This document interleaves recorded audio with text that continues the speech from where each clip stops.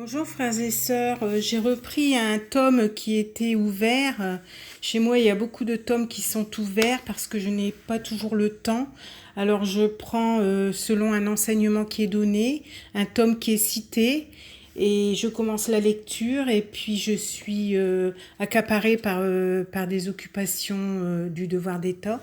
Donc mes livres restent ouverts et le tome que j'ai repris, en fait, il s'agit d'un tome qui aborde les morts que Louisa évoque dans le livre du ciel, notamment par rapport à l'absence de son Jésus. Hein, et elle dit que l'absence de son Jésus est telle que son lot est plus dur. Elle dit exactement, mon lot est le plus dur que puisse subir une créature mortelle. C'est mourir sans mourir. Moi, c'est dans l'absence de mon Seigneur. Donc elle le dit souvent en plusieurs endroits, que ne plus voir son Seigneur, c'est comme une mort spirituelle. Et Jésus vient à elle au 1er décembre 1924 et il lui dit ceci: « Ainsi, une mort continuelle est infligée à ma volonté. » Il parle de sa volonté, pour les bienfaits qu'elle veut offrir. Le Seigneur est un mendiant d'amour et tout l'amour qui est en lui, il veut l'offrir à ses créatures. Et il dit à Louisa, ne ressens-tu pas la mort continuelle que subit ma volonté ? Parce que tu vis en elle, il est comme naturel que tu ressentes ces morts et que tu vives dans un état continuel d'agonie.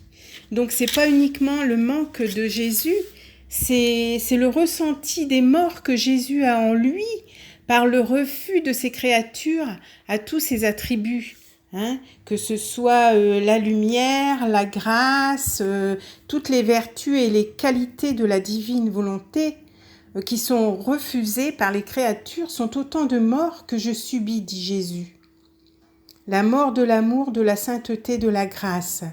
Une mort continuelle est infligée. On pourrait dire que nous aussi, quand on voit vraiment le refus du monde à vraiment adhérer à l'amour de notre Seigneur, on ressent en nous, étant dans la divine volonté, tous ces refus qui sont donnés à Jésus, on les ressent aussi parce que on vit dans la compassion et on se dit oui, mais cette situation que telle personne vit, si elle était dans la volonté du Seigneur, elle la vivrait avec beaucoup plus de légèreté, puisque le Seigneur nous aide à porter nos croix.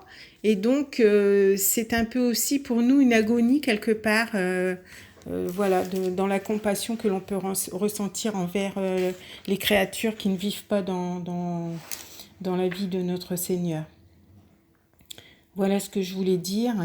Et le Seigneur dit ceci: c'est en partie la privation de moi et en partie ma volonté qui, te tenant absorbé en elle, te fait participer à ses peines.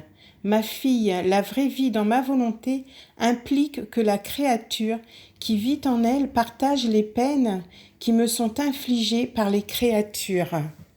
Donc nous aussi, on contribue aussi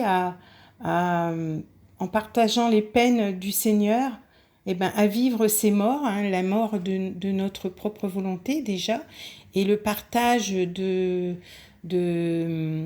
souffrances de notre Seigneur qu'il subit dans ses morts à lui par rapport au refus des créatures de venir à lui et d'accepter ses cadeaux. Voilà, je voulais vous faire ce petit partage.